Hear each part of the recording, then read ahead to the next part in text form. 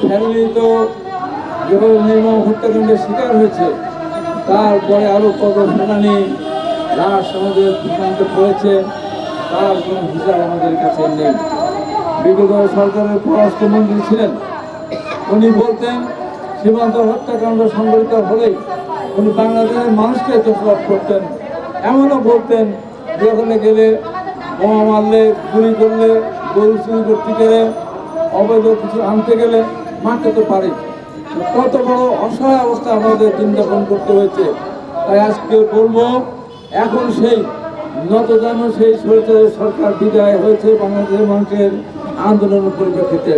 তাই এখন যেন আমরা আর কোনো ফেরানির লাশ দেখতে না পাই, এটাই সরকারকে নিশ্চিত করতে হবে। পরিষ্কার করে ভারতকে বলে দিতে হবে, আমাদের সীমান্তে, ভারতের সীমান্তে যদি একজন বাংলাদেশি লাশ পড়ে আমরা তার তীব্র প্রতিবাদ করব।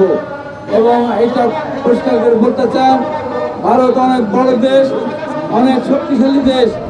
এক সময় দেশের মানুষ সবাই মনে করেছিল ভারত যেহেতু আওয়ামী লীগকে সমর্থন করে, ভারত যেহেতু বারবার আওয়ামী লীগের রাষ্ট্রীয় ক্ষমতা বসায়, ভারত যতদিন থাকবে আওয়ামী লীগের পিছনে ততদিন আওয়ামী লীগ রাষ্ট্রীয় ক্ষমতা থাকবে।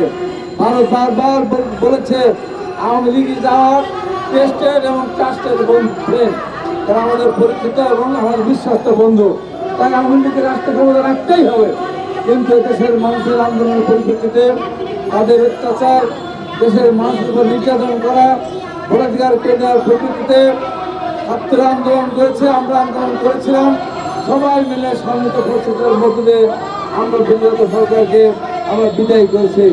খুবই দুঃখের বিষয়, পরিতাপের বিষয়, একটা দেশের সরকার পরিবর্তন হলো, একটা ফ্যাসিস্ট, একটা গণহত্যাকারী সরকার পরিবর্তন হলো, অর্থাৎ প্রতিবেশী একটা দেশ কিভাবে তার পরবর্তী সরকারকে অসংখ্য করে যাচ্ছে।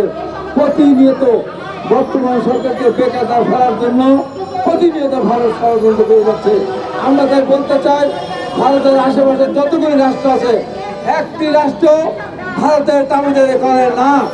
আমরা পরিষ্কার করে বলতে চাই, বর্তমান সরকারকে বলতে চাই, এবং মানুষের জয়, মানুষের সহযোগিতায়, মানুষের ভোটাধিকার প্রয়োগের মধ্য দিয়ে আগামী দিনে বিএনপি রাষ্ট্রীয় ক্ষমতায় আসলে আল্লাহর রহমতে দেশনেত্রী বেগম খালেদা জিয়া এবং তারেক রহমানের নেতৃত্বে সরকার গঠন হলে আমরা ভারতের কাছে নতজানু হয়ে থাকবো না, মাথা উঁচু করে আমরা দাঁড়িয়ে থাকবো।